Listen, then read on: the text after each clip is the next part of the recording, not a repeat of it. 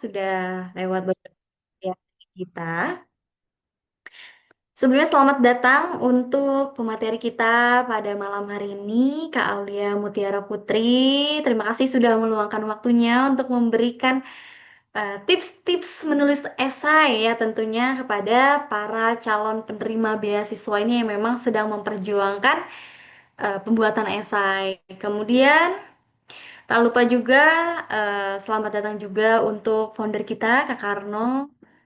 Terima kasih juga sudah meluangkan waktunya dan membersamai kita pada malam hari ini. Baik, kita mulai saja teman-teman. Assalamualaikum warahmatullahi wabarakatuh. Selamat malam teman-teman sekalian.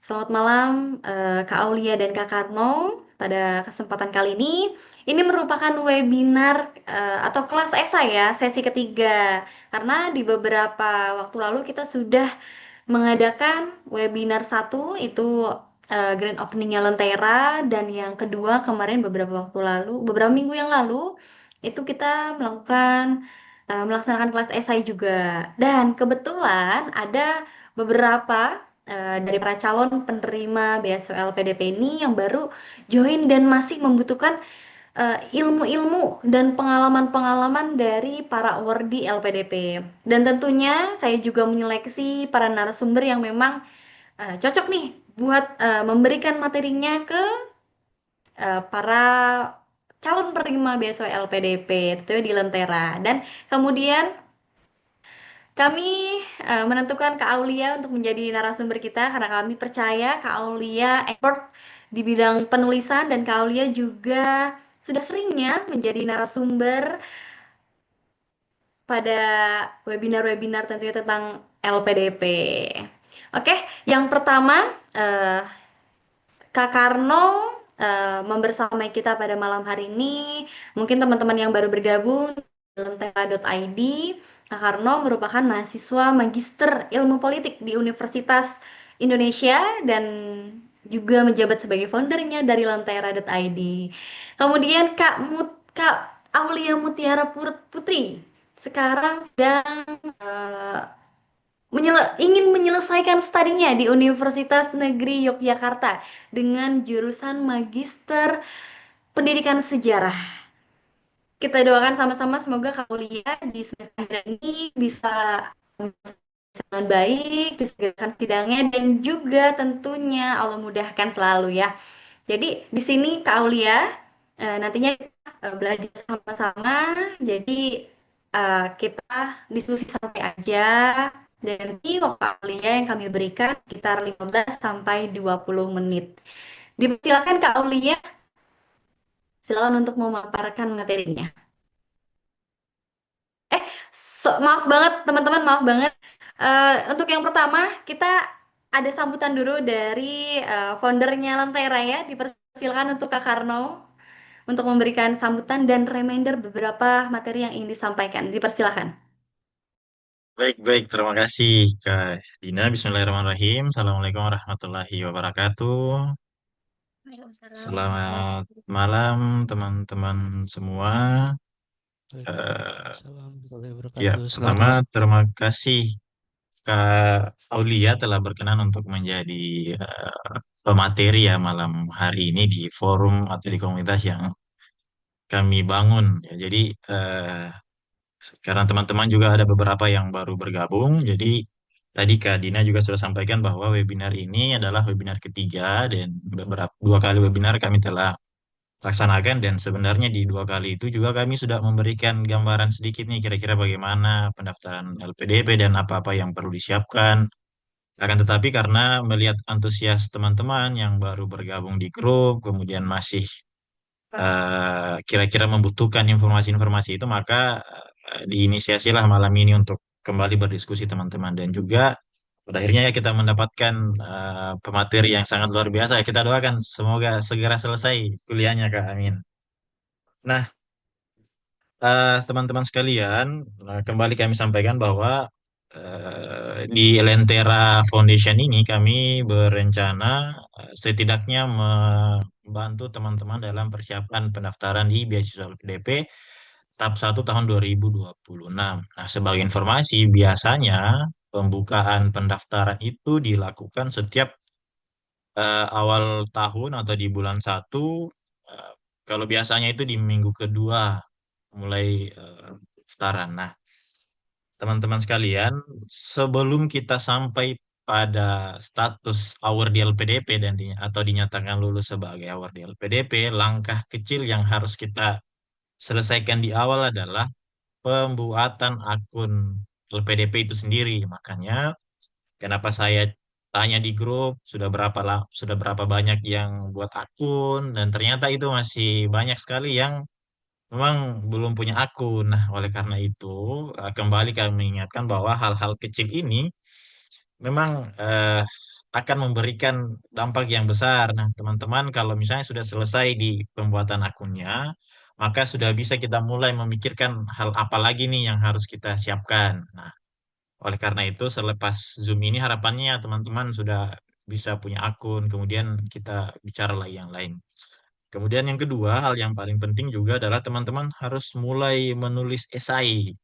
Nah, esai ini teman-teman sangat penting karena inilah yang menjadi bekal kita yang nanti kita akan pertanggungjawabkan ke pewawancara nantinya ya, kalau misalnya kita lulus sampai di tahap substansi. Nah, ke depan akan dijelaskan secara rinci oleh Kak Aulia. Nah, kemudian teman-teman sekalian, kami di Lentera Foundation ini besok atau setelah Zoom ini juga akan menyampaikan perekrutan mente. Nah, itu teman-teman kami akan bimbing untuk penulisan esai dan hal-hal lain. Tetapi ada syarat yang harus teman-teman penuhi untuk menjadi mente di Lentera ini. Nah, itu yang akan kemudian disampaikan di akhir Zoom ini. Harapannya teman-teman menyiapkan diri lebih fokus, dan kami garis bawahi bahwa kami ini sebagai mentor hanya sekedar mengingatkan teman-teman untuk menyiapkan apa-apa yang harus disiapkan dalam pendaftaran beasiswa ini. Kami tidak punya kuasa untuk menekan teman-teman harus begini, dan seterusnya. Kami hanya sekadar mengingatkan. Hal-hal lain itu teman-teman sendiri yang inisiatif membaca panduan, inisiatif membuat esai, mencari informasi, dan lain sebagainya. Saya pikir seperti itu teman-teman, sekedar sambutan dari saya, atau sekedar mengingatkan ya teman-teman apa-apa yang harus kita siapkan. Selamat menikmati pemateri kita hari ini, mencatat apa yang perlu dicatat, kemudian menanyakan apa yang perlu ditanyakan. Terima kasih. Fastabiqul khairat. Assalamualaikum warahmatullahi wabarakatuh.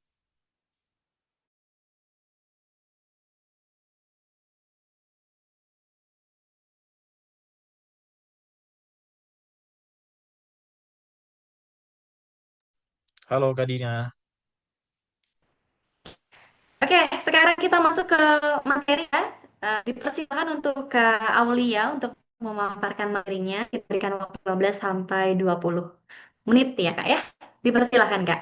Saya bantu untuk share screen kan terlebih dahulu. Mohon Iya, ditunggu. sudah di ini ya. PPT-nya lewat Kak Dina kan? Ya, betul Kak.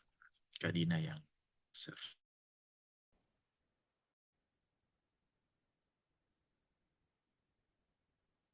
Apakah sudah terlihat PPT-nya? Sudah. Oke. Sambil menunggu ini ya, siap dari Kak Dina, mungkin saya izin perkenalan diri dulu.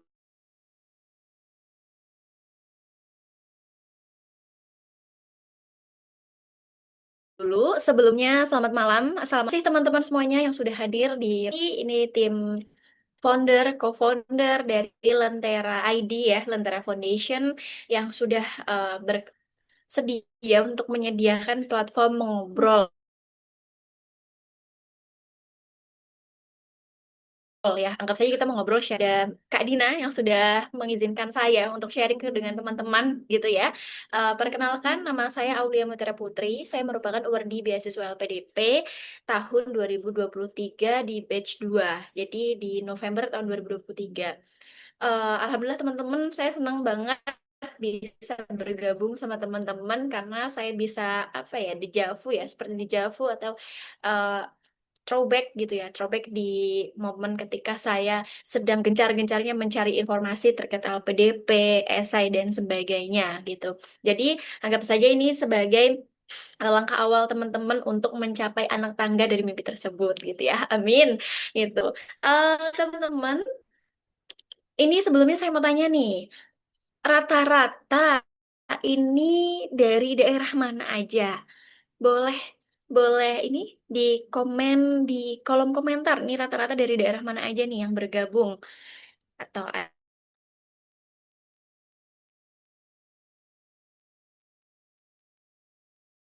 ada yang dari Jawa, ada yang dari Sumatera, Kalimantan, atau dari mana aja nih?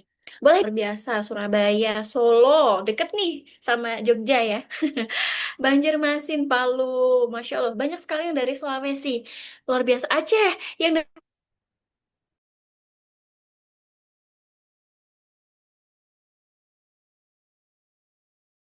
dari Aceh, semoga sana teman-teman semoga segera membaik gitu ya. Kita tetap berdoa gitu. Ada yang dari Jakarta, luar biasa.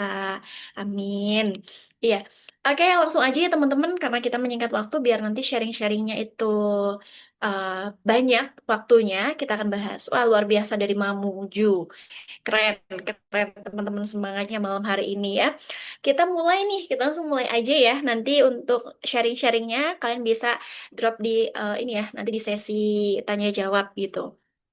Nah, kali ini saya berkesempatan untuk sharing dengan teman-teman terkait strategi menulis esai LPDP. Ini temanya dari Kak Dina nih, gitu ya. Jujur, strategis, dan berdampak. Betul sekali. Nanti ada di eh, kaitan dengan yang ada di awal atau cover ini nanti akan saya bahas juga di bagian akhir gitu ya. Next, Kak Dina.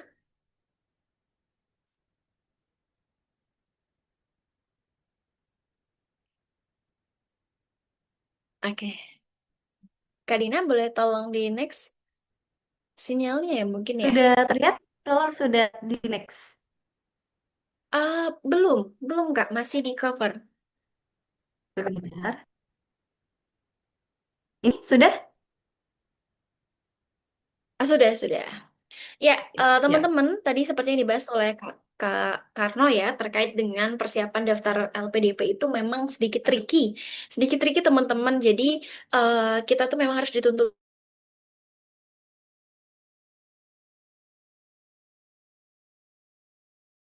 untuk teliti, cari tahu informasi ya, informasi dari orang lain, tapi kita harus mencari tahu sampai sedetail mungkin gitu ya. Kadang saya tuh selalu menemukan orang yang, mohon maaf ya, itu bertanya, Kak, kalau persyaratan LPDP itu apa aja sih gitu. Nah,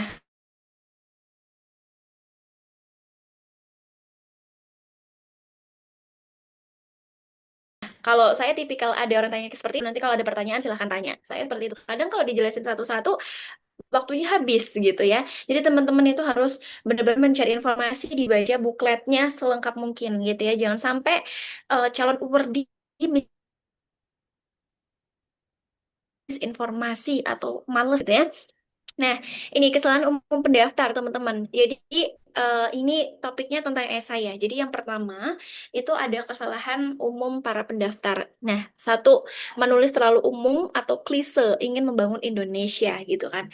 Eh, Notabene-nya ini, seperti apa sih ingin membangun Indonesia? Kamu mau jadi Power Rangers? Kamu mau langsung jadi menteri? Kamu mau langsung jadi, apa ya?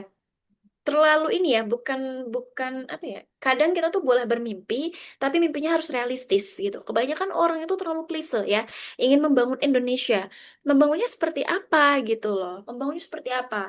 Bahkan waktu dulu saya PK itu ada narasumber dari LPDP mengatakan bahwa saya pernah mewawancarai pendaftar beasiswa. Dia itu bercerita ingin membangun di daerah provinsi terpencil. Saya tidak bisa menyebutkan namanya ya, di daerah itu gitu kan, dengan cara membangun mesin air seperti ini. Nah itu nggak make sense, nggak make sense. Dan menurut interviewer dari LPDP, ini cita-citanya terlalu ini ya, terlalu unrealistis. Jadi kayak tidak nyata gitu. Nah itu yang membuat terlalu klise gitu ya, membangun Indonesia, kemudian saya ingin menjadi agen perubahan. Nah, itu seperti kalimat yang apa ya, mainstream banget gitu loh, mainstream banget gitu. Tidak punya retreat cerita gitu. Jadi teman-teman itu nggak punya alur ceritanya. Kemudian teman-teman tuh nggak ada kejelasan dari awal mau ngapain, di tengah-tengah mau ngapain, kontribusinya mau ngapain gitu. Kemudian kurikulum vitae yang dipanjang-panjangkan gitu. Jadi teman-teman, LPDP itu sebenarnya tidak menilai dari seberapa cerdasnya kamu, seberapa banyaknya sertifikat yang kita miliki gitu ya. Tapi LPDP itu melihat dari kejujuran. Kejujuran. Jadi kalau kurikulum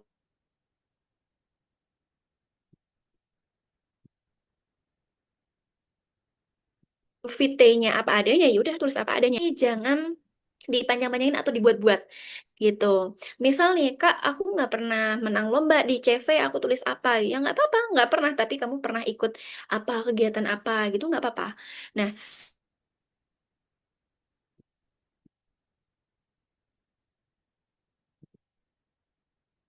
tujuan studi tidak jelas atau tidak rencana studi saya tuh tiba-tiba pengen ke UC Berkeley atau ke John Hopkins atau misal saya bercita-cita ke the University of Melbourne atau tiba-tiba ke Leiden University. Itu kan tidak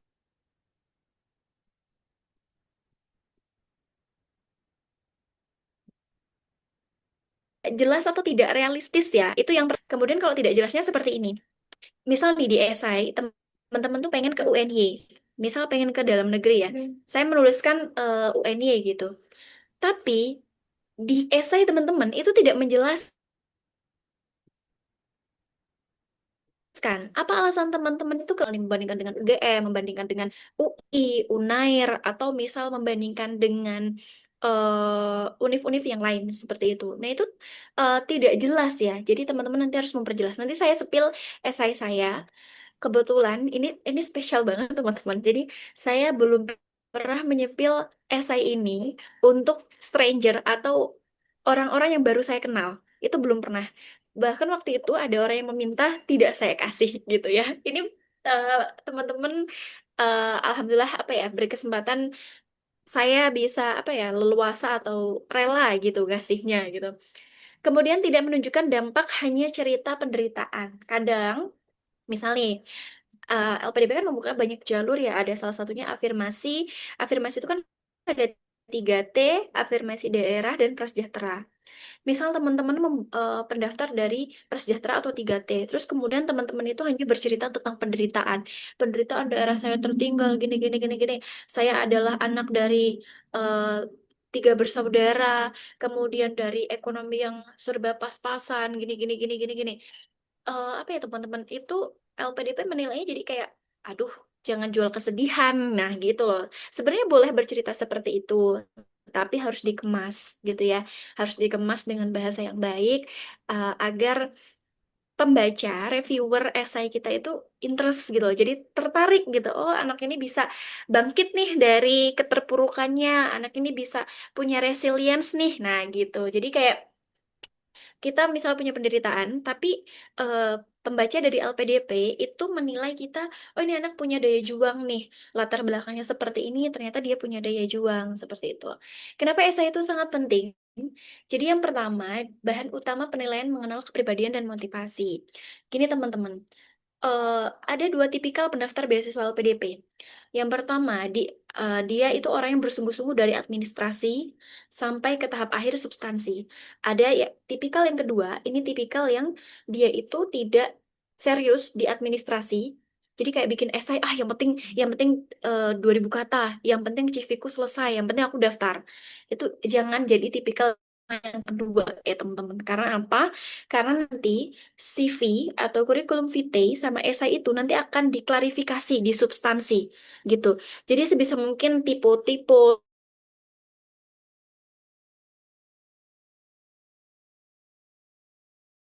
tulisannya ataupun kayak kalimat yang kurang nanti bingung gitu. Misalnya kedua atau tiga orang kalau misal baru banget nyoba nih gitu. Kemudian menentukan lolos screening administrasi. Jadi gini teman-teman, jadi lolos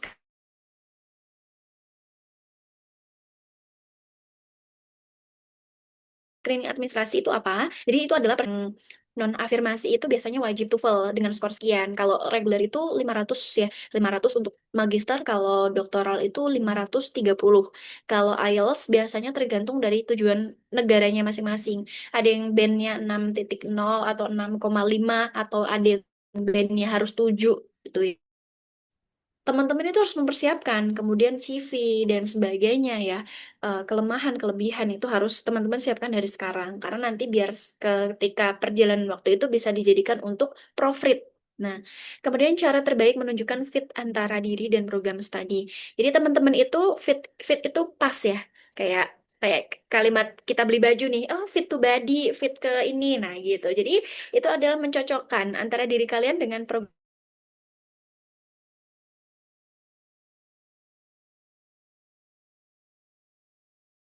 studi yang kalian pilih dengan diri kalian itu melalui apa? Ya melalui dari esai itu, kalian jelaskan di esai itu. Kemudian kesempatan membuktikan value diri secara naratif bukan angka. Jadi kalian itu bisa membuktikan diri kalian itu value-nya, brandingnya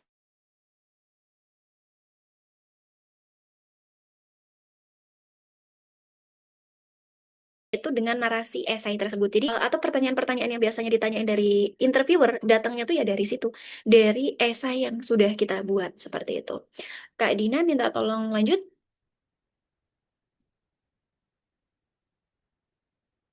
Halo Kak Dina. Sudah terlihat belum? Sudah di slide. Belum. Belum. Oh iya. Nah, yang pertama, struktur esai. Ini kalau di tahun kami ya, ke, tapi nanti teman-teman tetap buka aturan LPDP di tahun 2026. Biasanya tuh memang sifatnya ini ya, sifatnya tuh nanti fleksibel sesuai dengan aturan gitu. Jadi ini hanya referensi ketika kami mendaftar gitu ya di tahun 2023, 2024, 2025 gitu. Yang pertama memang pembukaan. Jadi nanti teman-teman bisa cerita pembukaan ya, tapi jangan saya merupakan anak yang eh, mohon maaf ya berkurangan gini-gini. Misal nih, saya berlatar belakang broken home ini. Nah, tapi jangan dikemas seperti itu, gitu ya. Kemudian motivasi pribadi dan nilai hidup. Ceritakan pengalaman nyata yang mencerminkan value teman-teman, gitu ya. Kemudian pengalaman kontribusi, pilih 2 sampai 3 pengalaman paling berdampak, bukan daftar panjang. Jadi kalau misalkan nih teman-teman punya sertifikat volunteer pemuda, volunteer masyarakat, kemudian sertifikat sekolah, kegiatan kampus, kemudian kegiatan HMJ atau pengalaman di tempat kerja, itu pilihlah 2 atau 3 saja yang paling berdampak dengan program studi yang akan teman-teman pilih, gitu. Ya, nanti saya sepil juga di esai. Kemudian tujuan studi, jelaskan apa yang ingin kamu pelajari secara spesifik. Tujuan studi, misalnya nih, saya pengen UNY. Apa sih yang pengen saya pelajari gitu kan? Oh, karena di UNY itu terdapat dosen yang memang ini. Nah, itu alasan klise ya. Biasanya banyak sekali esai yang isinya seperti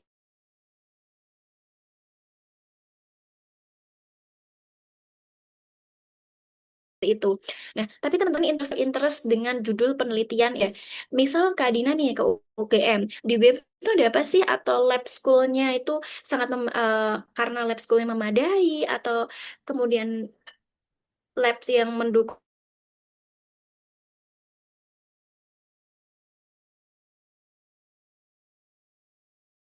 penelitian itu sangat akademisi atau dosen yang memang sangat ini ya sangat proper di bidang itu kemudian dapat membimbing kita. Nah, itu kita harus ceritakan gitu secara spesifik. Kemudian rencana kontribusi setelah studi ya. Biasanya tuh LPDP sekarang harus dijelaskan ya 3 tahun yang akan datang, kemudian 5 tahun yang akan datang. Nah, itu harus benar-benar dijelaskan. Kalau tahun saya dulu itu cuman rencana kontribusi 5 tahun gitu. Kalau sekarang kayaknya harus dispesifikasikan gitu ya. Ada jangka panjang, jangka pendek. Nah, nanti teman-teman harus dijelaskan. Oke, next Kak.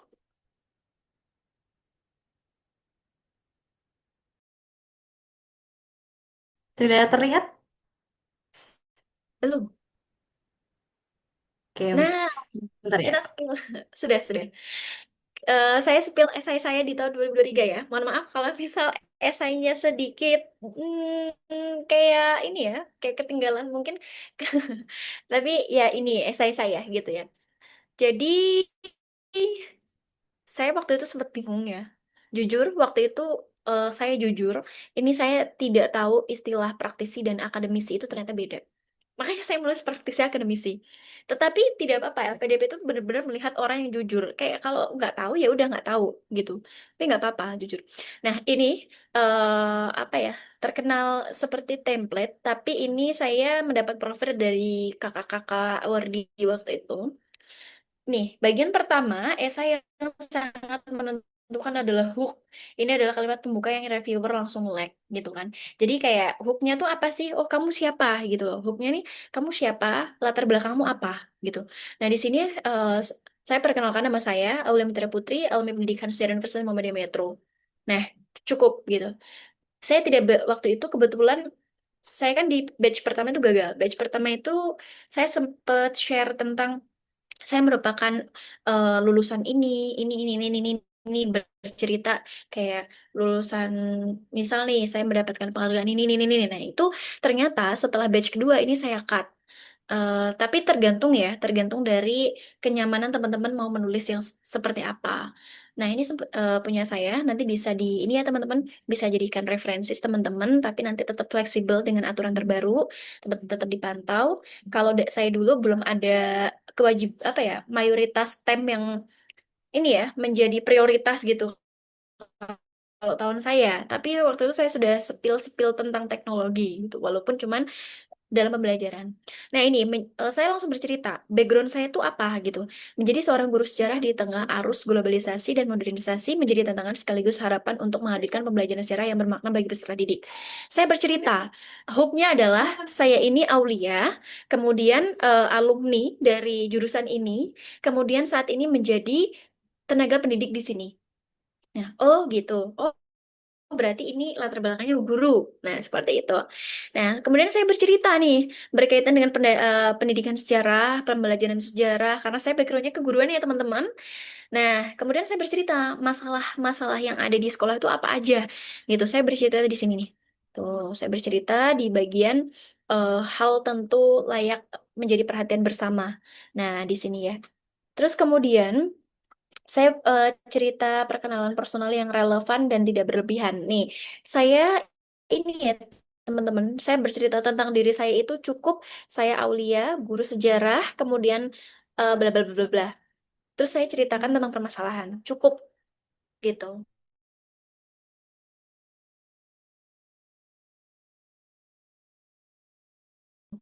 Nah, kemudian yang paragraf kedua, waktu itu saya sempat spill generasi milenial ya, karena waktu itu belum. Jadi pada waktu itu milenial masihan.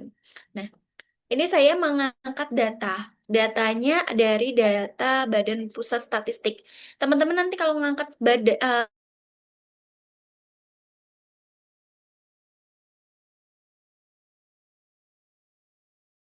data itu harus relevan ya. Ya, tulis dari BPS, dari undang-undang tulis dari undang-undang, dari penelitian jurnal tulis penelitian jurnal gitu. Jadi teman-teman harus sediakan data spesifik. Jangan sampai esai teman-teman nanti dianggap ala ini omong kosong.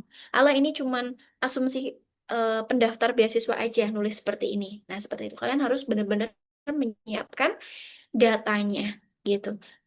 Next Kak Dina.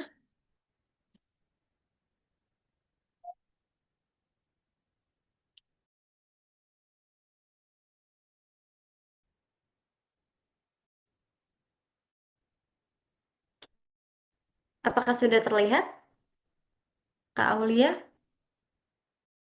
Ini masih loading ya, sebentar ya Kak. Soalnya sudah saya slide. Oke, sudah. Kita lanjut ya. Pengalaman. Nah, di paragraf ketiga ini saya bercerita tentang pengalaman dan kontribusi riset lomba.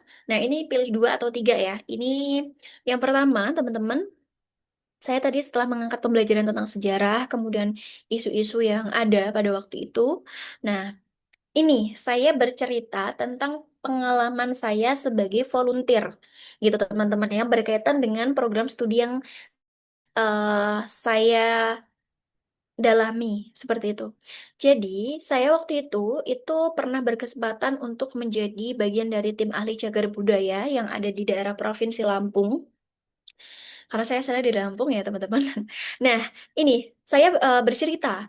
Saya pernah menjadi bagian dari tim TACB, kemudian ini bekerja sama dengan stakeholder terkait, yakni dari Dinas Pendidikan, kemudian kampus Universitas Muhammadiyah Metro, kemudian juga para pegiat sejarah, pegiat budaya, itu saya ceritakan. Saya dari situ belajar, kemudian dapat apa? Nah, itu diceritain teman-teman. Misalnya, walaupun teman-teman itu cuma sebagai anggota, bukan ketua, nggak harus ketua, nggak harus yang punya ide, nggak apa-apa. Tapi teman-teman, ketika teman-teman terlibat, apa sih yang bisa teman-teman dapetin dari situ? Oh, ternyata saya bisa mendapatkan pengalaman belajar untuk mendata dugaan objek cagar budaya. Nah, seperti itu. Itu ceritakan aja. Itu satu ya. Poin pertama, saya volunteer di TACB. Kemudian, nah, pada waktu itu saya juga berkesempatan untuk mengikuti kegiatan LCC Permusiuman. Itu kan masih ada kaitan ya. Walaupun saya bukan panitia inti pembuat soal, tapi saya waktu itu belajar menjadi tim apa ya kesuksesan gitu ya. Saya di tim acara gitu ya, bagian anak bawang gitu. Nah, kemudian di sini ini berkaitan dengan pelajar juga gitu. Ceritakan aja nggak apa-apa. Ceritakan apa adanya. Kamu nggak harus jadi juara satu terus kok. Nggak harus. Ya, sebenarnya saya tuh punya beberapa sertifikat perlombaan, tapi nggak saya tuliskan di sini. Karena saya pada waktu itu tuh sempat mikir, teman-teman, orang yang ada di luar sana itu ternyata lebih expert gitu. Jadi kayak, oh, saya ambil strateginya, itu saya ambilnya di sisi volunteer. Tapi nanti teman-teman kalau mau sisipkan sesekali tentang pengalaman kejuaraan, itu tidak apa-apa. Tapi poinnya, setelah mendapatkan kejuaraan itu, pelajaran apa yang bisa teman-teman dapat dan amalkan atau yang bisa teman-teman ini ya share juga ke orang lain seperti itu. Oke. Nah, kemudian keikutsertaan bla bla bla bla. Nah, kita lanjut next. Ingat ya teman-teman, nanti disertakan prestasi yang memiliki kontribusi. Jangan hanya bercerita, saya pernah menang lomba esai ini. Udah selesai titik. Tapi harus diceritakan ya, esai itu tentang apa, kemudian mengangkat penelitian apa, bekerja sama dengan siapa, pelajaran apa yang didapat setelah itu, kemudian berkaitan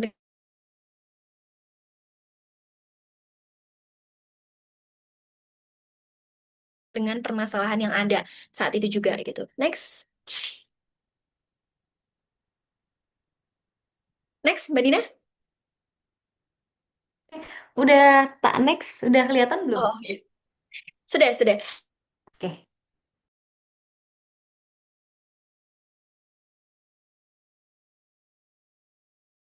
Kemudian di sini saya juga bercerita tentang sejarah lokal. Oke. Oh ini ya, yang mana dulu nih? Yang mana dulu nih? Oke, nggak apa-apa. Di sini saya juga bercerita tentang tujuan studi ya. Apa aja sih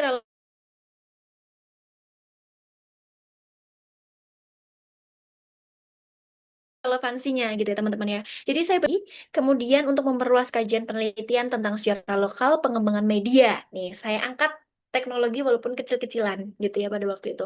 Kemudian kenapa sih saya ke UNY? Ini sebenarnya masih mainstream banget ya, masuk dalam top kampus Indonesia gitu ya. Bahasa dulu banget nih.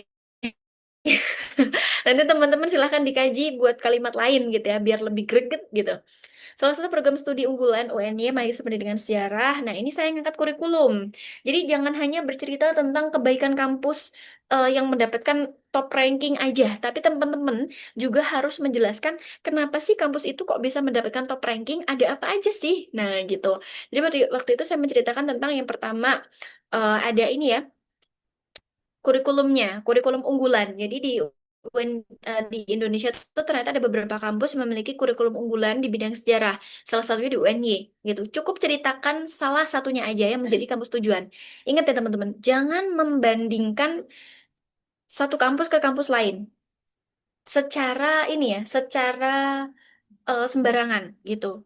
Kalau mau bandingin jangan terlalu kelihatan gitu ya. Tapi itu saran aku hindari kalimat seperti itu. Kalau tujuannya UNY, UNY aja. Kalau tujuannya UGM, ya udah ceritain tentang UGM. Kalau non LOA, ya ceritakan ketiganya tanpa membandingkan satu sama lain. Tapi ceritakan semua kelebihan dari ketiga kampus ini. Tapi teman-teman kalau non LOA harus fokus di pilihan utama gitu ya. Jadi kayak biar eh, panelis itu menilai, oh nih anak berarti serius nih ke pilihan pertama gitu ya. Jadi biar nggak kelihatan pelin-pelan. Terus kemudian saya langsung tembak aja nih, ada dua SKS Sejarah Iptek dan Seni. Ini berkaitan dengan teknologi, kemudian ada penulisan karya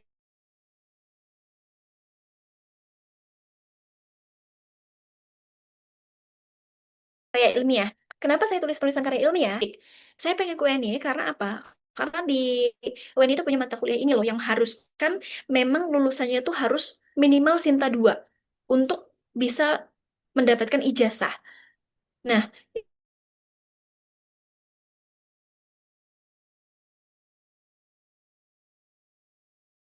itu bisa diceritakan juga gitu teman-teman. Komik saya jadi bikin modul. Nggak apa-apa.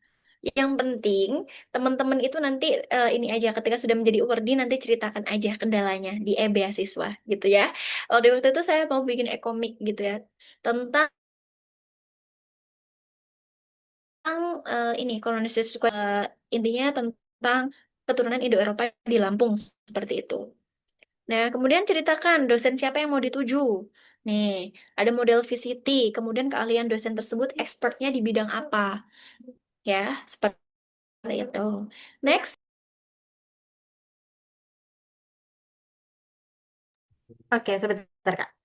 Sudah terlihat?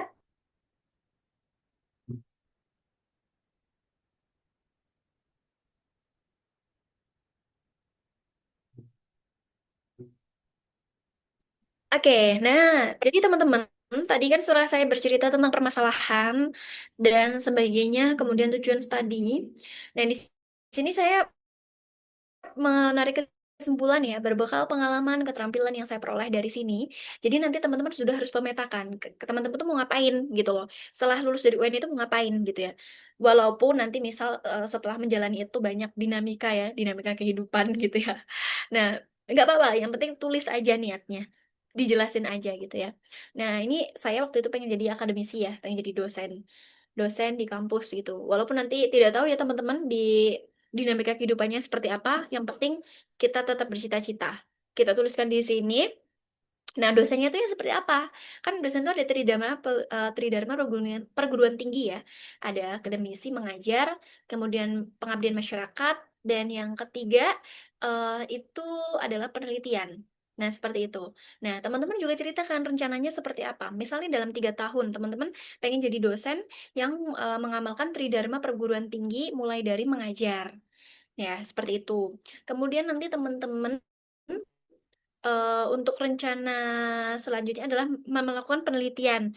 Seperti apa nih penelitiannya? Apakah penelitian untuk menuju ke jurnal Sinta atau Scopus itu termasuk dalam rencana kontribusi jangka pendek, gitu ya, jangka pendek.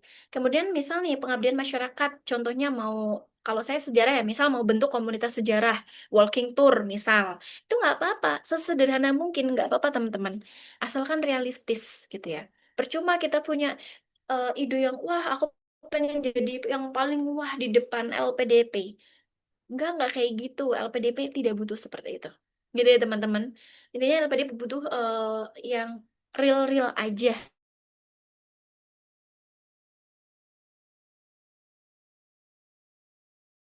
gitu ya.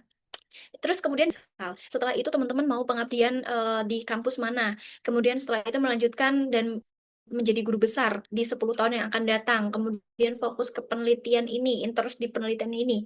Itu nggak apa-apa. Yang penting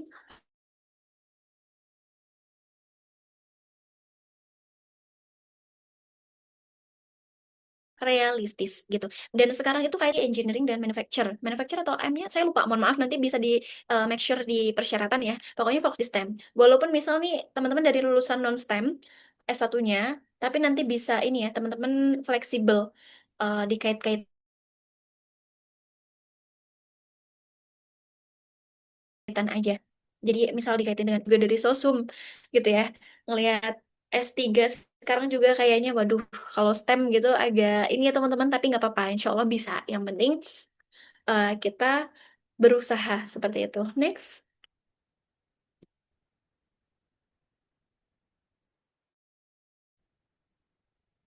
Oke, terima kasih. Nah, ini ada closing statement dari saya. Jadi, beasiswa LPDP itu bukan hanya tentang siapa yang paling cerdas dan berkelimang sertifikat, tetapi tentang siapa yang paling berniat tulus untuk berdedikasi.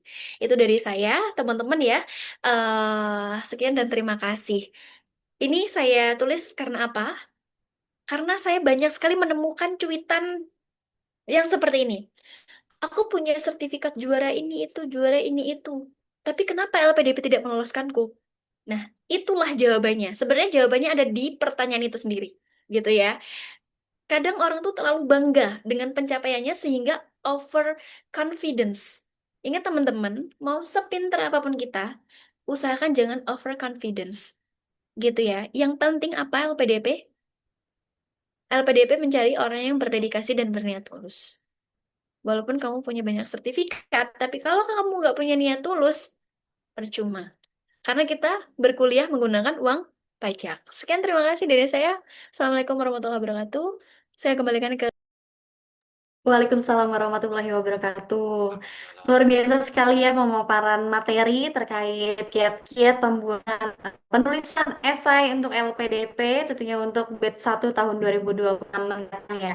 Teman-teman tadi sudah dipaparkan juga bagaimana kita merangkai esai dengan baik, bagaimana strukturnya, supaya jadi esai yang memang dibutuhkan sesuai komponen yang LPDP minta. Kemudian tadi ada satu pesan yang ter-highlight banget ya bagi saya bahwa kita boleh percaya diri tapi jangan sampai over percaya dirinya, dan juga kalau bisa kita realistis dalam menuliskan rencana pasca studi. Oke, dengan begitu teman-teman dipersilakan jika ada yang ingin ditanyakan ke Kak Aulia, dipersilakan bisa open mic langsung atau via kolom chat, dipersilahkan teman-teman. Oke, di sini yang udah angkat tangan, Kak Muh Taufik Sadamha. Dipersilahkan, Kak. Halo, selamat malam. Suara saya terdengar jelas. Baik, sebelumnya terima kasih Kak Dina, Karno, Kak Dina atas kesempatan dan sharing sessionnya. Sebelum saya memberikan pertanyaan tentang kegundahan saya terkait persiapan LPDP ini, izinkan saya perkenalkan diri. Nama saya Muhammad Taufik Sadam, sering dipanggil Taufik. Saya barusan menyelesaikan pendidikan magister saya di tahun ini. eh, dan berniat untuk melanjutkan program doktoral saya di dalam negeri. Nah, yang ingin saya tanyakan itu adalah apakah di setiap essay itu kita harus menyebutkan program studi bukan program studi apa subjek mata kuliah yang ingin kita minati dengan dosen yang ingin kita temui di sana, atau itu hanya sebagai tambahan aja. Nah, yang kedua tadi terkait data BPS ya. Tadi kan Kak Aulia sempat menyebutkan usahakan mempunyai data, kalau bisa data eh, dari BPS sehingga bisa valid ya secara logikanya. Nah, bagaimana kalau data yang kita temukan tidak ada yang terbaru dari BPS gitu? Nah, apa yang bisa dari Kak Aulia ngasih saya insight, dan terakhir pertanyaan dari saya S1-nya ada ilmu keperawatan, tapi non-linear untuk S2-nya ngambil magister administrasi rumah sakit walaupun satu rumpun. Em, apakah itu besar kemungkinan saya bisa lulus dengan non-linear itu? Saya berminatnya di doktoralnya di manajemen konsentrasi kesehatan gitu. Terima kasih atas kesempatannya.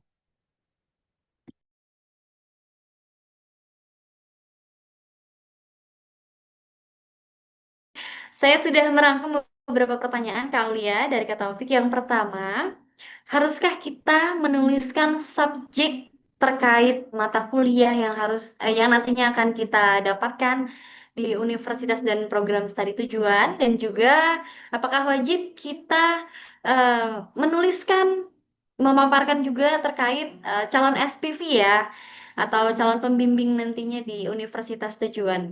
Bagaimana Kak Aulia?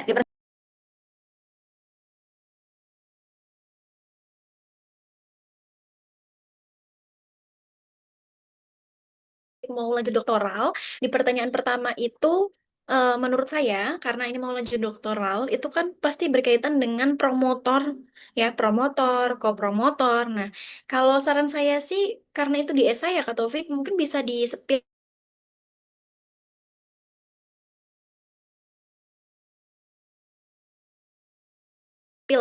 tetap bisa disepil karena biasanya promotor fik harus ke situ gitu loh. Kita harus ngikut ini ya, arahan dari promotor itu ya. Jadi menurut saya, tapi nanti ini jawabannya bersifat dinamis ya. Mungkin Kak Taufik juga boleh bertanya dengan siapapun untuk meyakinkan diri ya. Saran saya itu tetap ini, tetap ditulis, tetap ditulis aja, disepil gitu. Karena tujuannya S3 untuk doktoral gitu loh. Jadi kayak biasanya kan mata kuliah itu berkaitan dengan penelitian apa gitu. Biasanya kalau di doktoral itu kan mengharuskan ya, mengharuskan luaran penelitian yang memang harus Scopus ya. Nggak cuman satu ini ya, satu jurnal, biasanya banyak gitu. Dua gitu atau mungkin luar penelitian yang lain. Nah, ya selain itu tujuannya untuk apa? Untuk menguatkan karena doktoral itu memang harus udah ini ya, harus udah benar-benar fokus. Kita tuh akan menjadi lulusan dokter yang interest di bidang apa gitu loh. Terus pertanyaan yang kedua, sebenarnya data itu tidak harus dari BPS, bisa dari eh, luaran berupa undang-undang, peraturan pemerintah, atau dengan dari data-data jurnal. Kemudian yang penting itu valid dan bisa kalaupun nanti interviewer search itu muncul gitu loh. Jadi bukan data yang dibuat-buat. Kemudian kalau misal data dari BPS itu misal dari tahun yang lama, itu bagaimana? Karena tidak ada keterbaruan, tulis saja, tetapi nanti kita juga cari sumber yang lain gitu. Kalau waktu itu saya menulis di tahun 2021 datanya, dan saya mendaftar di 2022. Itu tuh seperti 2 tahun berlalu ya, itu yang zaman COVID kayaknya. Nah, itu ditulis aja nggak apa-apa, tapi saya juga nyari apa ya, nyari temuan lain. Misal nih, temuan berupa Kak Taufik pernah menjadi volunteer atau Kak Taufik pernah mengikuti kegiatan sesuatu yang di situ ternyata Kak Taufik menemukan permasalahan ini nih, Kak Taufik tulis aja berdasarkan misal nih dalam acara ini menemukan temuan seperti ini gitu. Tulis aja nggak apa-apa, yang penting datanya valid gitu. Kalau misal tidak ada keterbaruan, tapi tetap usahakan kita harus mencari tahu ya. Kak Taufik bisa cari datanya dari karena ini mau S3 ya, saran aja mungkin nanti Kak Taufik bisa cari dari Springer atau Taylor and Friends atau pokoknya dari Scopus atau dari jurnal ilmiah atau dari temuan-temuan lain gitu. Apalagi kalau ini ya tentang kesehatan gitu ya, penelitian-penelitian yang ada dari Aussie atau dari teman saya itu di ini ya US kayaknya banyak juga. Nanti bisa dicari aja melalui jurnal internasional gitu. Kalau misalkan di BPS tidak ada atau temuan permasalahan yang lain tidak ada, nanti di ini aja cari-cari tahu gitu. Kemudian kalau cross major ya ini ya tidak linearitas dari S1, S2, S3 gitu. Nanti biasanya itu akan ditanya Kak Taufik. Karena Kak Taufik mau ke S3, itu pasti akan ditanya. Kak Taufik itu kan S1, S2-nya beda. Nah, itu tuh pasti akan ditanya. Kamu tuh lebih fokus ke yang pengalaman S1-nya atau S2-nya nih? Karena kata dosen saya, ketika S3 itu nanti akan ditanya. Ketika kita S3, itu sebenarnya ilmu yang kita dapat di S2 atau S1 sih yang membuat kita lebih interest gitu. Nah, kalau cross major itu biasanya harus pinter-pinter cari alasan. Cari alasan yang meyakinkan ya, bukan cari-cari alasan yang nggak benar gitu. Meyakinkan aja. Nanti misal nih ke kesehatan masyarakat ya kalau nggak salah ya. Kak Taufik bisa angkat tentang isu stunting. Itu benar-benar lagi ini ya, eh, lagi banyak dibahas. Iya benar kesehatan masyarakat bukan ya Kak Taufik tadi? Saya ilmu keperawatan untuk S1-nya, S2-nya Magister Administrasi Rumah Sakit.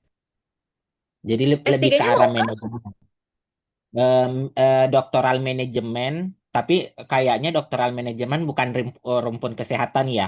Dia kan jadi rumpun bisnis, tergantung dari fakultas dari universitasnya. Namun saya akan mencari yang konsentrasinya manajemen kesehatan gitu. Oh ya, heeh. Biasanya memang S3 tuh seperti itu ya, nanti ilmunya terkesan kayak ini ya, rumpunnya rumpun Kayak secara ilmuwan. universal, kemudian nanti fokusnya itu pasti nanti akan di manajemen yang berkaitan dengan administrasi rumah sakit tadi ya Kak ya, fokus di S2 tadi ya. Benar. Nah, Kak Taufik nanti bisa angkat-angkat mungkin kalau administrasi rumah sakit, ini ya, itu berkaitan dengan sistem pelayanan gitu nggak sih Kak? Atau gimana sih Benar. kalau di Benar. administrasi rumah Sistem sakit? sistem mulai dari bisnis rumah sakit dan operasional rumah sakitnya sendiri. Oh gitu. Nah nanti Kak Taufik angkat aja isu yang berkaitan dengan apa sih problematika yang berkaitan dengan administrasi rumah sakit di Indonesia akhir-akhir ini. Nah Kak Taufik cari aja. Kemudian bisa jadi Kak Taufik kaitkan dengan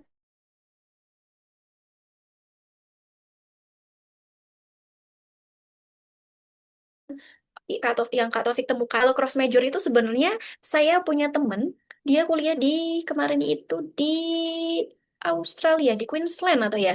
S1-nya dia itu ngambil jurusan apa gitu. S2-nya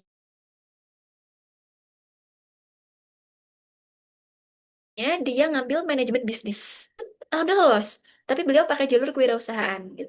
Ada juga beliau afirmasi disabilitas dari UMY. Beliau itu S1-nya penyiaran Islam atau ilmu komunikasi. S2-nya itu magister apa ya? Kemarin itu benar-benar cross major. Saya lupa jurusannya intinya berkaitan tentang eh, mental health. Nah, kenapa kok bisa dia lolos? Karena dia mengangkat dari dirinya sendiri, gitu. Nah, jadi teman-teman, terkadang permasalahan diri sendiri tuh kalau kita tahu solusinya, tahu resilience-nya, itu bisa jadi penguat, gitu. Saya lupa dia jurusan apa ya? Dia sekarang lanjut di Edinburgh, di UK. Nah, gitu. Yang penting nanti dikaitkan dengan bukti-bukti yang valid, permasalahan yang sedang dialami, alasan kuatnya seperti apa sih, gitu. Nanti di ini aja, diperkuat. Nanti Pak Taufik ini ya sambil cari-cari award di doktoral, gitu, buat minta pendapat ya. Semoga nanti bisa menemukan yang eh, bersedia sharing. Kadang tuh award di doktoral sangat sibuk, jadi semoga nanti ketemu ini ya, biar sharingnya lebih leluasa dan lebih expert gitu. Oke, Kak Dina. Oke, terima kasih banyak Kak Aulia. Selanjutnya Kak Anin dia dipersilakan Kak untuk menanyakan langsung dan bisa open mic. Ya, selamat malam. Terima kasih atas waktunya. Terima kasih untuk Kak Karno, terima kasih untuk Kak Dina, dan terima kasih untuk Kak Aulia. Perkenalkan, saya Anindya dari Kabupaten Temanggung, Jawa Tengah. Saya berencana untuk melanjutkan magister di UGM. Untuk jurusannya linear dengan S1 saya, yaitu Ilmu Politik Pemerintahan. Nah, yang mau saya tanyakan, Kak, terkait kalau saya pribadi kan belum punya LOA. Lalu eh, sebenarnya kan keinginan saya memang hanya ke UGM itu. Lalu lebih baik saya menonjolkan kenapa saya memang ingin di UGM atau tetap em, memberikan apa menonjolkan dua universitas lain karena dengan pertimbangan jarak juga. Lalu yang kedua, saya juga baru tahu kalau ternyata harus ada CV ya. Lalu CV itu sudah ada formatnya, kita mengisi meniru atau juga bebas menuliskan CV-nya. Dan apakah ada tips-tips untuk menulis CV itu? Terima kasih. Oke, Kak Aulia bagaimana? Apakah bisa langsung dijawab? Bisa, insya Allah. Oke, yang pertama tadi Kak Anindya, salam kenal ya dari Temanggung, Jawa Tengah. Eh, oh deket nih sama Jogja gitu ya. Jadi tadi itu konsentrasinya ke ini ya, Magister Ilmu Politik UGM. Wah, semoga nanti dimudahkan ya biar jadi mahasiswa Visipol. Amin. Jadi, iya, kalau non LOA, saran saya tetap difokuskan ini ya, kayak Kak Anin dia itu, walaupun punya 3 pilihan kampus, Kak Anin dia harus tonjolkan kampus yang benar-benar Kak Anin dia pengen. Tapi nanti coba tanyakan ke teman-teman yang lain juga yang jalur LOA ya, karena kebetulan saya jalur LOA gitu. Maksudnya tanyakan ke teman-teman yang non LOA gitu ya. Bisa ke Kak Dina dan lain-lain mungkin nanti di belakang sharing juga. Kalau saran saya tetap tonjolkan ke satu kampus yang benar-benar jadi interest. Jadi biar menunjukkan keseriusan. Keseriusan Kak Anin dia itu benar-benar mau di jurusan itu, mau ke program studi itu. Gitu. Tetap ceritakan 3 kebaikan, 3 keunggulan dari 3 kampus pilihan. Tapi ada juga kok orang yang non LOA, tiga-tiganya milih misalnya ke UGM. UGM semua, gitu. Ada juga yang pilihan 1, 2 UGM, pilihan 3 kampus lain. Itu juga ada. Tergantung ininya masing-masing gitu ya. Keyakinan masing-masing. Tapi nanti boleh tanyakan langsung juga. Nah, tetap ditonjolkan ke kampus yang benar-benar menjadi tujuan. Misal nih di Visipol UGM itu ada eh, apa kegiatan apa, kemudian juga akademisi yang seperti apa, profesor siapa, kemudian juga nanti bakal belajar tentang apa, kemudian juga misal akan mengangkat isu tentang apa. Nah, itu ceritakan aja ke Anindya seperti itu. Kalau bercerita tentang jarak, kalau saran saya itu sifatnya seperti ini ya. eh Kalau saran saya tidak usah terlalu ditonjolkan. Karena LPDP itu akan melihat dari keseriusan kita.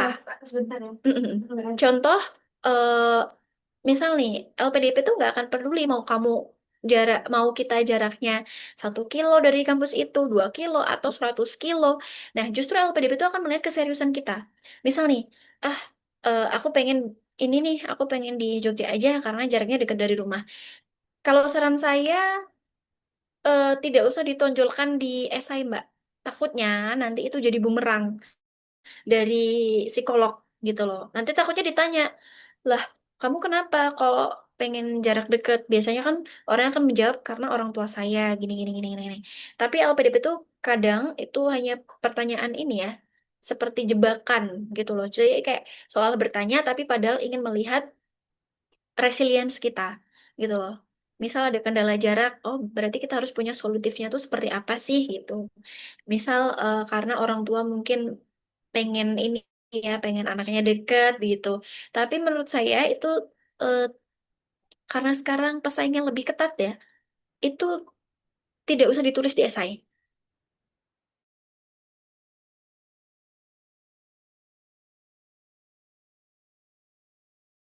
Jarak gitu. Tidak usah ditulis, harus punya jawaban yang apa ya? Karena kan ini kayaknya dari sekian puluh ribu, sekarang per batch itu kayaknya cuman, sorry, lighting saya jatuh. Eh, per,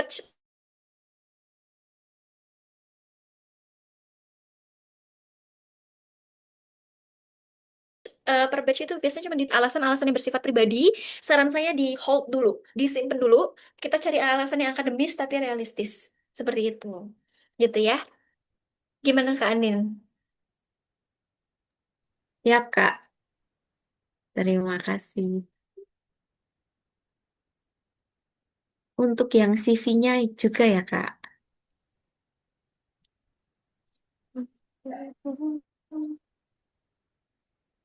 Ya, silakan. Halo Mbak, Halo. halo Mbak Aulia, terima kasih untuk materinya, sangat bermanfaat sekali. Halo Mbak, saya Ratna. Nah, saya dari Sulawesi Tengah. Nah, kebetulan saat ini saya sudah bekerja jadi abdi negara. Eh, Nah, yang saya tanyakan itu Mbak, kan terkait pengalaman dan kontribusi itu kan, nah, perlu nggak sih Mbak kita sampaikan sebelum kita menjadi abdi negara itu atau selama kita bekerja saja menjadi abdi negara itu? Yang kita jelaskan di kontribusi dan ini eh, pengalamannya, begitu. Suara saya terdengar jelas? Terdengar jelas. Oh, Sudah pertanyaannya? Sudah. Oke. Nah, kebetulan kan ini saya persiapannya masih untuk tahun depannya. Jadi 1 tahun ini saya untuk persiapan LPDP. Jadi saya pikir matang-matang dulu senjata yang akan saya pakai untuk tahun depannya. Jadi yang saya tanyakan itu saja sih Mbak terkait pengalaman dan kontribusi itu. Terima kasih. Ya. Sama-sama Mbak Ratna. Mbak Ratna mau saya make sure dulu nih. Mbak Ratna ini tujuannya mau ke prodi apa? Kebetulan saya S1-nya ilmu peternakan. Nah, saya akan mengejar di Magister Peternakan. Nah, kebetulan juga studi yang akan saya nanti pilih itu sesuai dengan pekerjaan saya saat ini, Mbak. Begitu. Oh, begitu. Mm-mm. Oke, langsung saya jawab ya Mbak Ratna ya.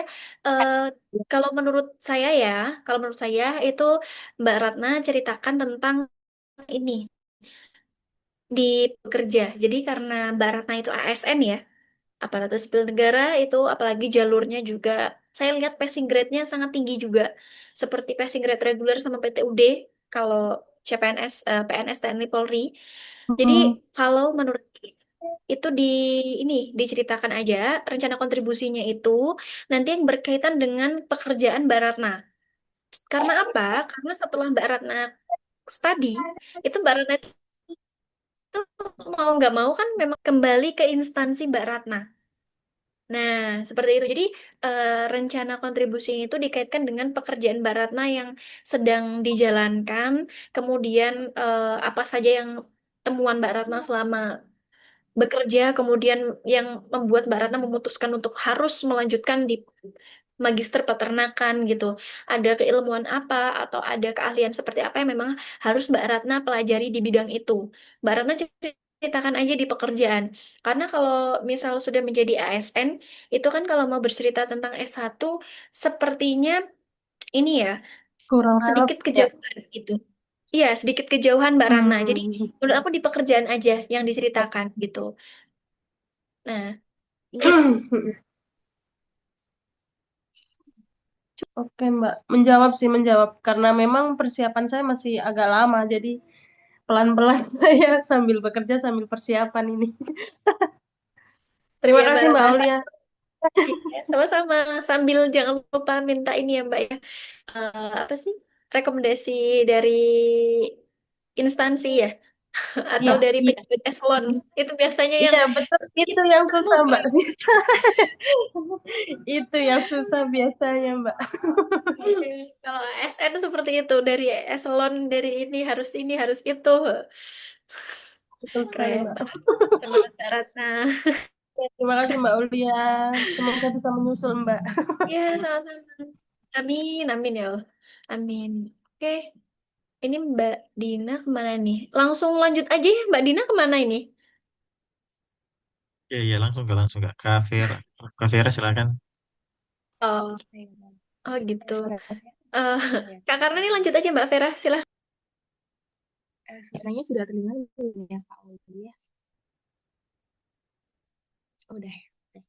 Baik, sebelumnya terima kasih untuk Lentera yang sudah mengadakan webinar kali ini. Perkenalkan saya Vera Anggitya.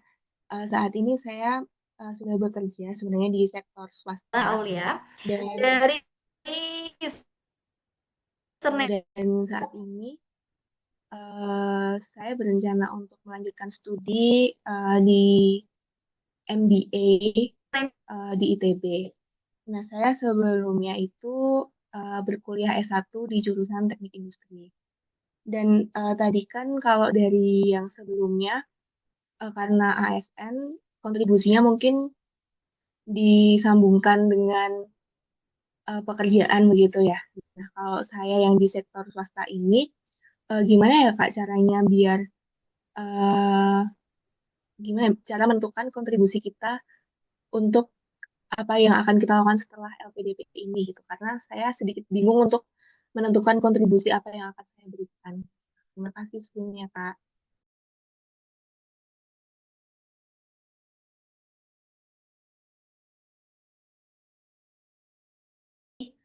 Yang macet.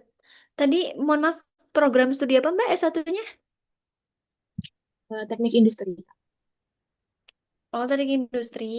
Iya. Terus tadi pertanyaannya apa Mbak? Mohon maaf macet. Cara menentukan kontribusi yang akan kita lakukan itu gimana ya, Kak? Soalnya untuk penyusunan essay ini saya masih bingung terkait kontribusinya gitu.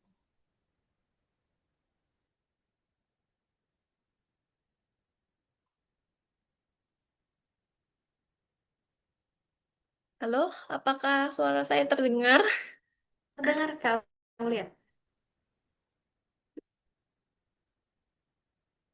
Oke. Maaf ya, ini sinyalnya memang sedikit ini ya. Ya nggak apa-apa, Kak. Kalau sekarang mungkin udah jelas apa belum ya, Kak, suaranya? Ya, Sudah, mungkin saya sudah. ulangi atau gimana, Kak? Ini Mbak, sudah nih. Tadi ya, Hmm, dari industri, teknik industri, kemudian mau melanjutkan ke magister, ini ya, MBA di ITB. ITB atau IPB ya sih tadi? ITB rencananya sih. Oh, ITB. Oke, eh, ini ya Mbak ya, saya bantu untuk jawab mungkin perspektif saya. Nanti silahkan ini bisa sharing juga dengan orang lain ya, biar meyakinkan. Jadi kalau Mbaknya basicnya dari teknik industri, ini termasuk dalam industri apa nih Mbak? Kalau boleh tahu dulunya S1-nya fokusnya ini teknik industri di bagian apa di tugas akhirnya? Di tugas akhir saya itu terkait optimalisasi material sih, Kak.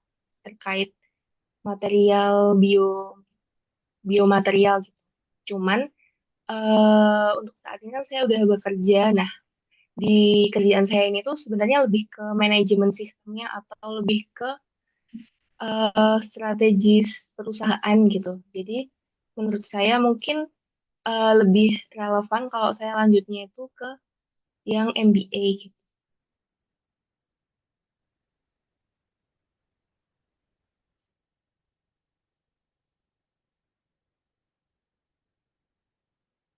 Oke.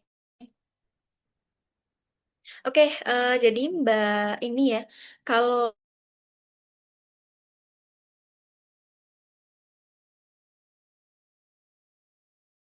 Mbak Vera ya, Mbak Vera dulu gitu ya. Biasanya anak-anak pendaftar LPDP itu harus punya masalah dulu.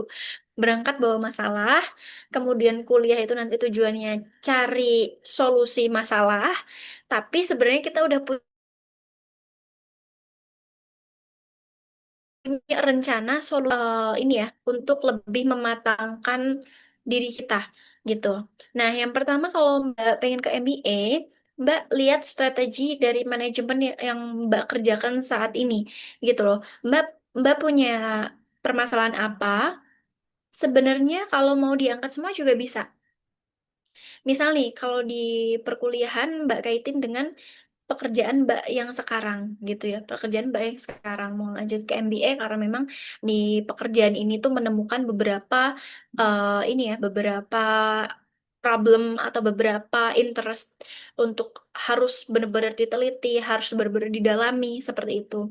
Kemudian mengaitkan ini ya teman-teman ya, visi dari visi misi kuliah Mbak itu sebenarnya untuk apa gitu. Kalau rencana kontribusi Mbak bisa angkat dari pengalaman teknik industri yang pernah Mbak jalani ketika S1 ya. Misal nih Mbak pengen mengembangkan teknologi seperti apa untuk di bagian biomaterial itu atau karena ini STEM Mbak. Ini pas banget nih STEM ya. Ada science, technology, engineering, manufacture atau mesin ya, saya lupa. Intinya kaitkan aja dengan situ. Mbak, misalkan bingung, coba cari referensi. Misal nih, aku lagi bingung, cari referensi aja. Tapi setelah itu jangan ditelan mentah-mentah. Gitu ya Mbak ya. Kemudian Mbak juga kaitkan dengan pekerjaan dan juga S1-nya.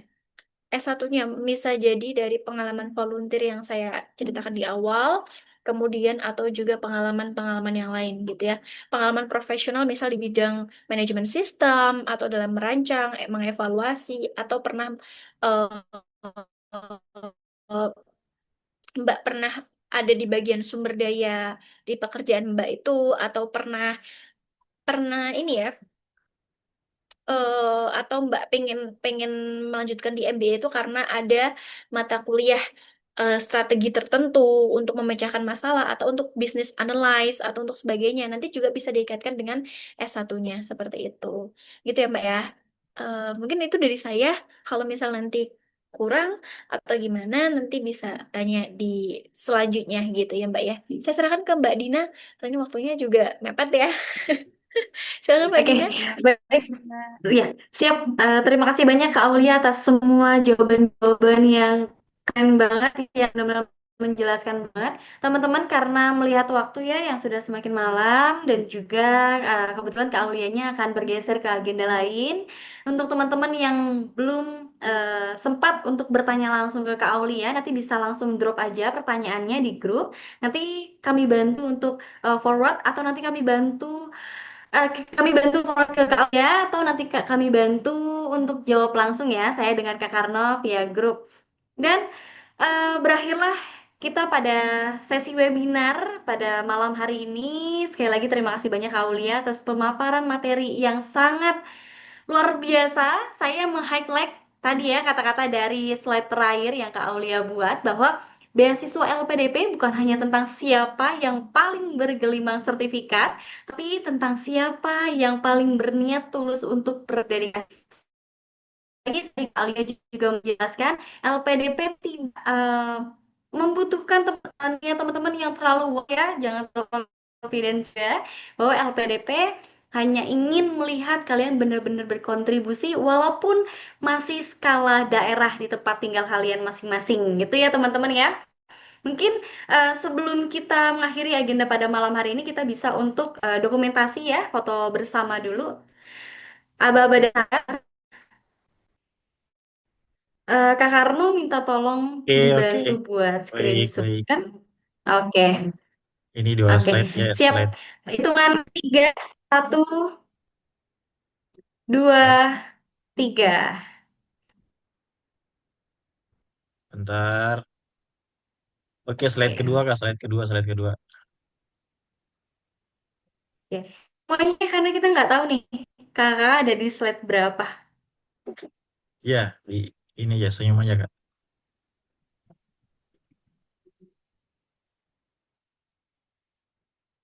Oke.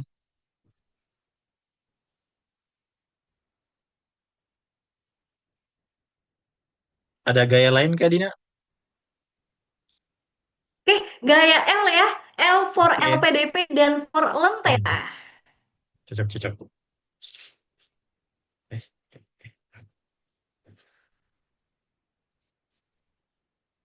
satu, dua, tiga. Oke. Slide kedua ulang lagi ya, satu kali lagi ya. Satu, dua, tiga. Oke. Sudah.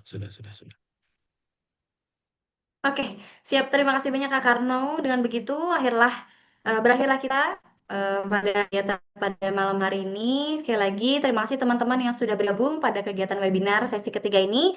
Terima kasih Kak Aulia sudah berkenan ya memaparkan materinya, memberikan insight baru buat teman-teman calon penerima beasiswa LPDP. Dan terima kasih Kak Karno sudah menyempatkan dan membersamai teman-teman pejuang di sini ya.